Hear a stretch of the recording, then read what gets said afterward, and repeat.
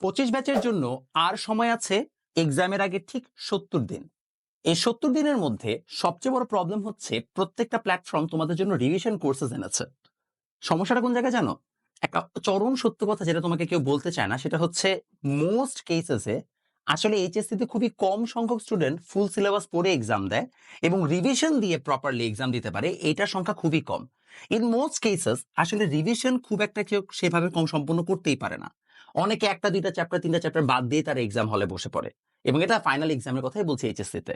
তোমার টার্গেট হওয়া উচিত এপ্রিল থেকে মে মাসের মধ্যে চেষ্টা করা যে যতগুলো তোমার চ্যাপ্টার বাকি আছে, ইনফ্যাক্ট জুন পর্যন্ত তোমার যতগুলো চ্যাপ্টার বাকি আছে সবগুলো চ্যাপ্টার কমপ্লিট করা। দেন জুনের পরে যে 26 দিন বাকি আছে ওই জুন মাসে, ঈদের পরে তুমি শুরু করো তোমার রিভিশন মানে পার্টটুকু। তার আগ পর্যন্ত তুমি নতুন পড়া পড়তেই পারো, এতে কোনো প্রবলেম নাই। এই জিনিসটা তোমাকে যারা বারবার রিইনফোর্স করাচ্ছে যে না তোমাকে এখন থেকে রিভিশন দিতেই হবে, ইটস নট এন্টায়ারলি ট্রু।